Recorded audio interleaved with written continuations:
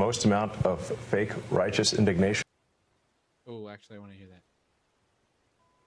Let me see. One of the things I learned at PayPal was you know who complains the loudest and with the most amount of fake righteous indignation?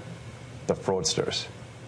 It's a tell. There's some of these NGOs that are crazy, like the $2 billion to Stacey Abrams' NGO that basically didn't exist and suddenly gets $2 billion awarded from the federal government. She has, why? And there are many such cases like that. One of the things I learned at PayPal yeah, I told you, was there's a lot more than what was uncovered, and they just were terrified. No shame, no love, just power. Initiatives. We are announcing today the first prosecution arising out of our Financial Intelligence Review Team, a cutting-edge effort to combine traditional data analytics with financial information.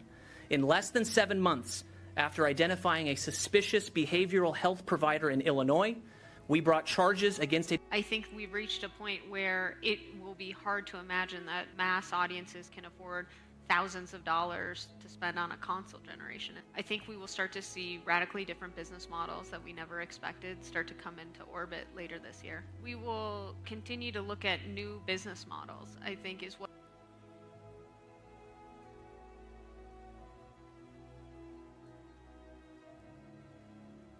Interesting. What if I told you that what you've seen so far about the DGX Spark being slower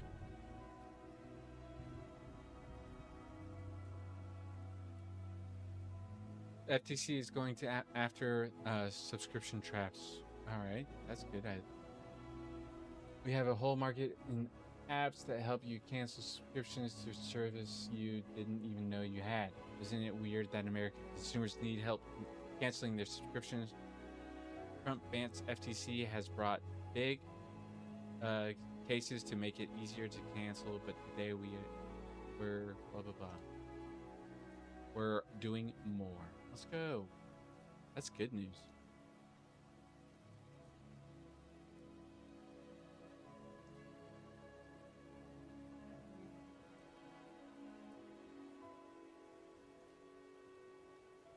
I agree with that. I think that if you should make it as easy to cancel as you should make it as easy to cancel as it is to sign up. If I could sign up with my face with Apple like face recognition, then I should be able to cancel with my face. Why do I gotta go type in like an extra 100 phrase word, type in my email, and then go to the email link, click cancel, and then be asked like 4 or 5 times if I'm sure that's the right way, or do I just want to pause the subscription? No. If I said I want to cancel the subscription, I want to cancel the subscription. And it should be canceled. Shouldn't be a chore.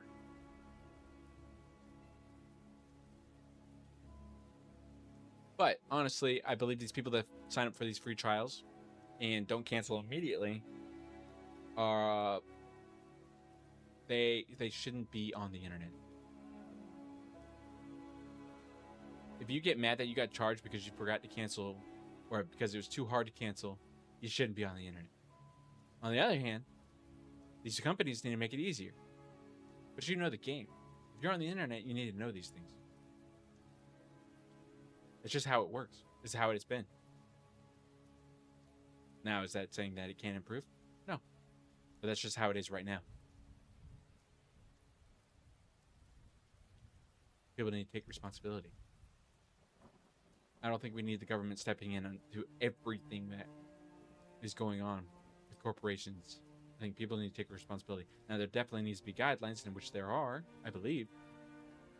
Maybe there's not. Maybe that's why they're doing this. But I believe there is guidelines in place, like how much it costs when your subscription's over.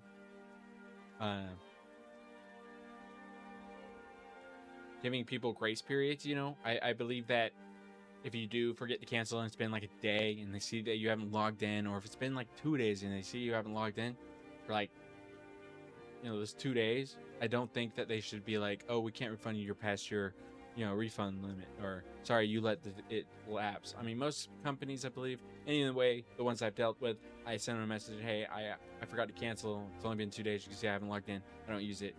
Can you please refund my money? And most of the time they do it. I don't think I think maybe one time that they didn't do it, and it was because it was like, I can't remember what company it was. But I didn't get mad. I wasn't upset. I was just like, dang it. All right, well, I should have canceled it when I started it. That's what I do now. Any free cancellation, any free subscription that I don't want to keep, I'm canceling immediately after I sign up for it. I don't care how hard it is. I'll go do it. That's what you need to do. Until it gets fixed. Until someone does something about it. But also, you get more government overreach by doing that. But I think making it as transparent as possible, how much you're going to be paying, when you're going to be paying it, that's important. And what you get when you do pay it.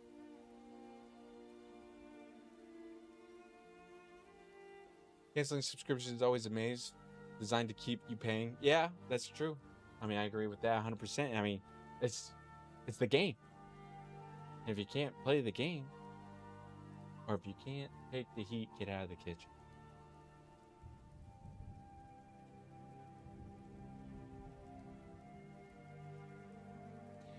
I just connected Claude Okay, here we go. AI to my TradingView account, and it's been incredible. I have been able to recreate. It's like an ad. Today's record healthcare fraud. Got trapped in by the AI.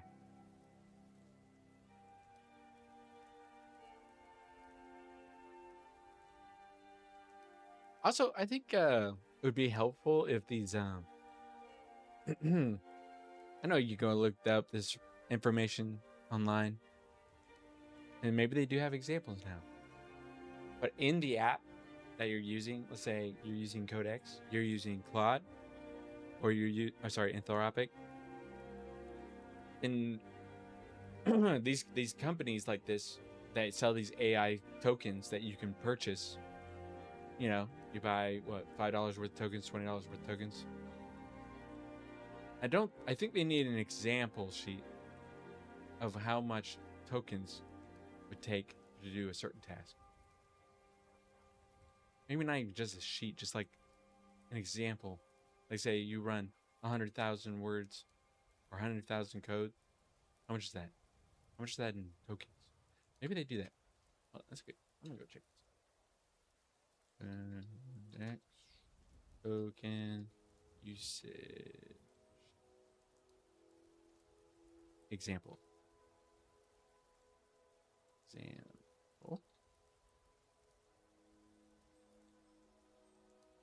Let's see. Advantage work back. Make good work repeatable. Yeah, so let's see if there's, maybe it's in about, learn, maybe? Students, university, educators, teachers, parents, no, teachers. There's pricing. Let's see, let's go to pricing. Do business. Marketing, operations, product, finances, finance. This is ChatGPT. This isn't really Codex. So I'm not, maybe they have Codex pricing. Codex, here we go. Pricing. And does it come with an example? Not available, not available, not available. Codex review, 5 hour. 21,000. Local messages, 500. My 5 hour. Where's 5.5? Ah. No, that's not 5.5. Why don't they have a 5.5? That's their latest model. So they don't even have their latest model up here? Why? Because it looks bad? I mean,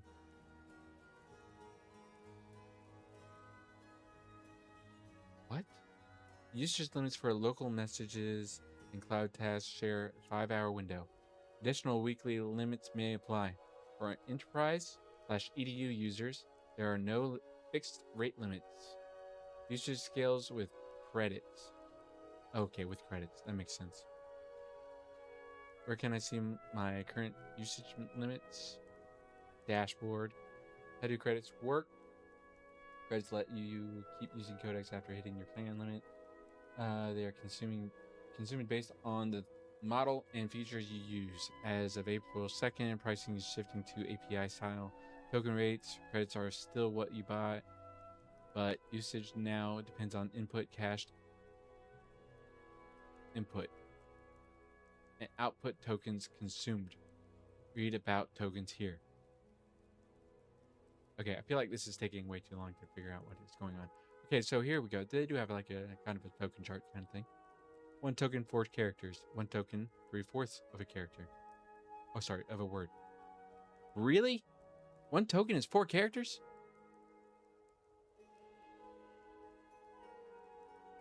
Yeah, tell me about it. The pricing page is absolutely ridiculously confusing. I mean, take this, put this on your pricing page.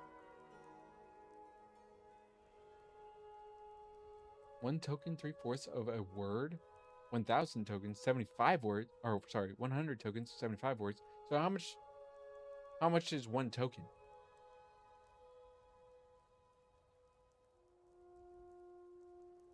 That's 11 tokens. 11 tokens is okay. So they have an example. Okay, that's nice. I just feel like that was a little bit harder than it should have been to find. But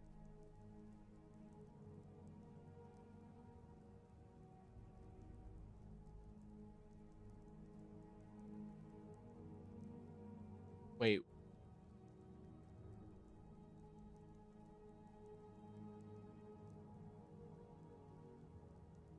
Wait a minute. What? Observations. The more probable / frequent a token is, the lower the token number assigned to it. The token generated for the period is the same 13. Guessing it means 13. In all 3 sentences, this is because contextually, the period is used pretty similarly through the corpus data. The token generated for red varies depending on its placement within the sentence. Yo, it gets deep. That's... I mean, it makes sense, but... So I'm guessing... Oh, so from what I'm picking this up... Oh, so they have more examples. Or is that just... Okay.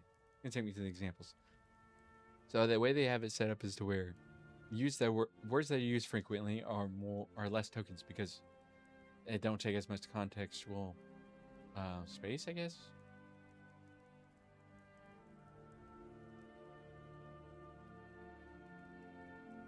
Trying to tell how many tokens the string will have before I try embedding it.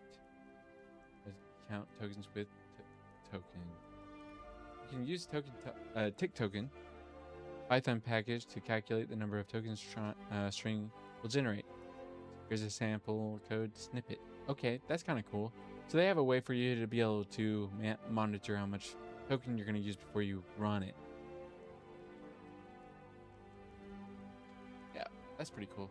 I mean, before they switched to the whole everything's token based and limited the pro and business ChatGPT token limits. Man, was that nice?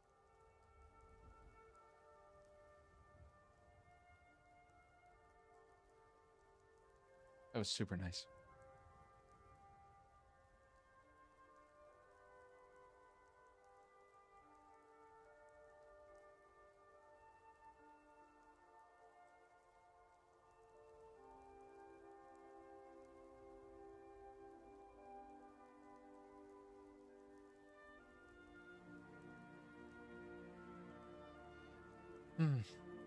Anyway. So yeah, they do have all that.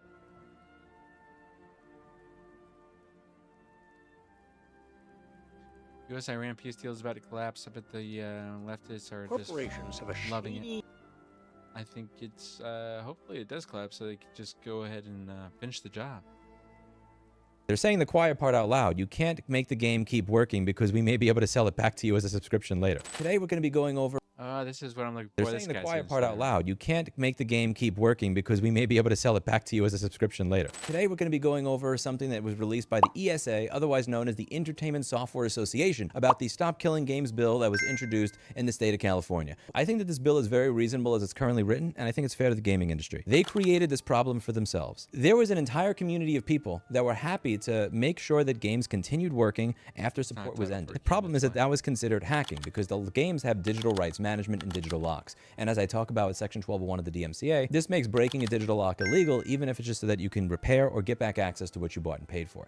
There's a process called the triennial exemption process, where people will ask for exemptions to Section 1201 so that they don't get taken to court and potentially dragged to federal prison because they've made aftermarket ink cartridges. One of the exemptions that was requested was for preservation of video games that are no longer made or sold by the manufacturer so that they can continue to be used or played. Here's what they did in 2024. Opponents also disagreed over the market for older video games. They claimed that there remains a substantial market for classic games, and as in past proceedings, provided examples of a vibrant and growing market for authorized versions of classic games that could be jeopardized by the broad exemption proposed here, including the classic games offered by ESA's members, such as re-releases, sales, and making the games available using subscription services. Ultimately, opponents argued that the video game class fails to contain appropriate safeguards to prevent users from further distributing or making entertainment uses of video games. They believe that enabling widespread remote access to preserve games with minimal supervision would present a serious risk to an important market. They fought against the preservation of video games because people may be having fun. They can't do that unless they're paying us a subscription. They're saying that it's really hard to preserve old video games, and you're putting all this burden on poor little Ubisoft and poor little Electronic Arts, while simultaneously trying to make it a criminal f***ing offense that is punishable by 3 to 5 years in federal prison if the community does it. The community has been willing to do this work for decades, and you kept lobbying for that work to be criminalized. These are the fruits of your own coming back to bite you in the... I'm going to put the text of the bill on the screen for you to read. It gives 3 options. The publisher can ship a standalone version, they can ship a patch so it runs without their servers, or a refund. They listed the scary option first. The bill lists that option never. It's not in the text of the bill.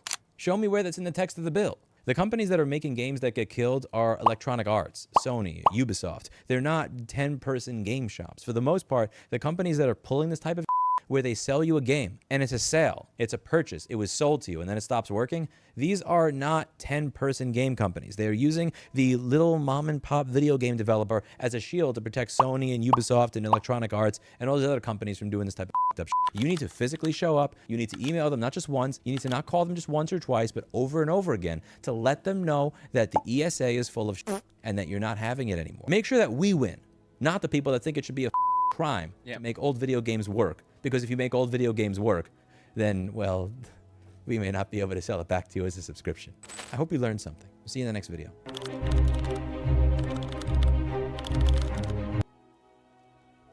Yeah.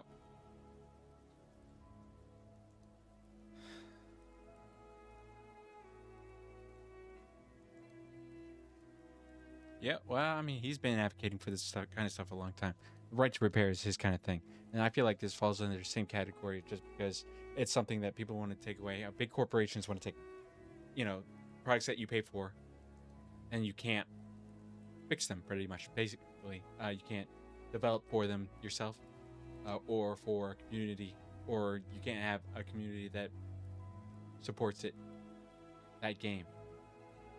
They just want to kill it completely and not give you any kind of help, like, the files or the information, kind of like giving you schematics for your products that you own. They used to, back in the day, they used to get a schematic for the device you bought. Let's just say you bought a refrigerator. You knew how that thing worked because you got a schematic with it. And now they stopped doing that. They barely even give you a freaking user manual. They give you a barcode to scan and say, hey, go to this website, try to find the page you're looking for. Minimal effort with full controllability.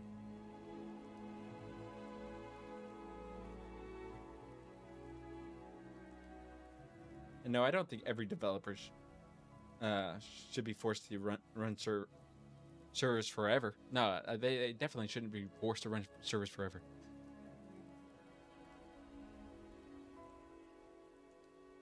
The question is, though, can the game be left in a playable state? You know, especially when official support has ended.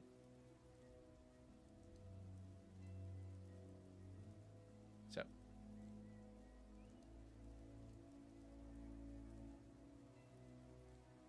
I mean, you could make a offline mode, private servers, community tools, something. I mean, because if the answer is no, the customers just lose. They just lose. They lose their money. They lose the product they paid for.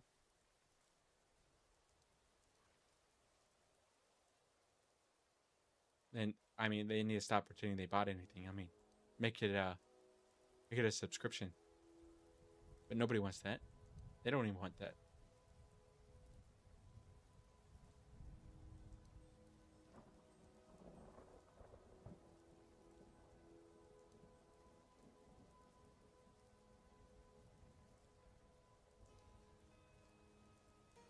I mean, and if they try to say that, like, there are technical things here that you can't see, like the nuances are so vast that you can't understand them. It's like, okay, so if you have those kind of concerns, then you need to state them up front.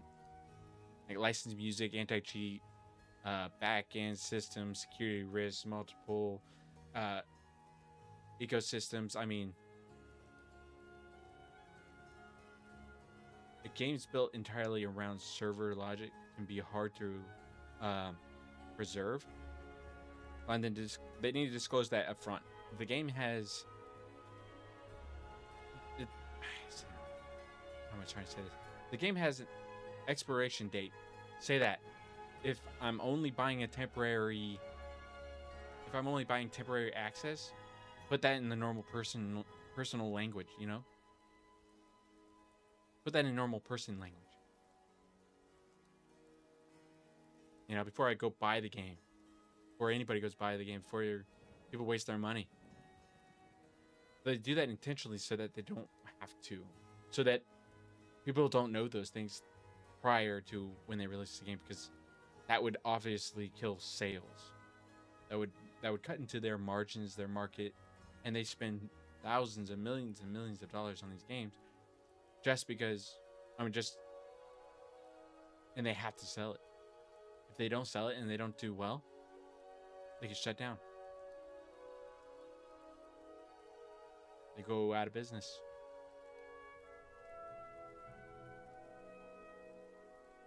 But if they give you an option that says they will continue to, or they will allow you to be able to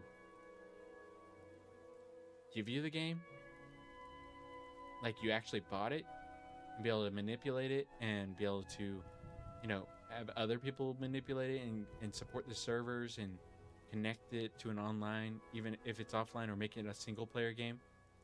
If they say that inside the same area where, hey, we will end support for this game eventually, we don't know when, it could be an unknown date, but our agreement right now is for 5 years. That could continue, that could increase. But but if we do eventually shut down the servers or the game itself, we're not going to take this game from you. We're not going to rip it out of your house, you know, your hands, and steal it from you, pretty much. We're not going to retake what you bought. We're going to allow you to be able to maintain it. We're going to give it to a community. You know, you can give it. You can have communities maintain it, join servers, kind of like GTA RP.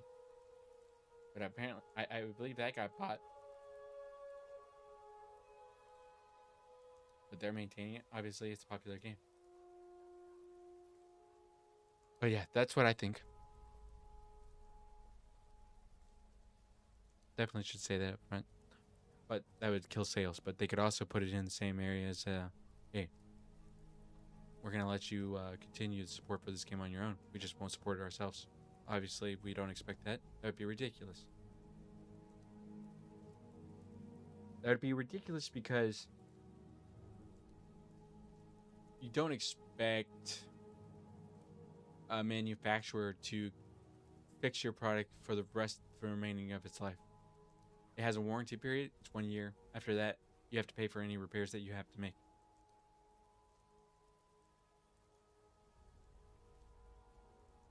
Same reason, same logic there.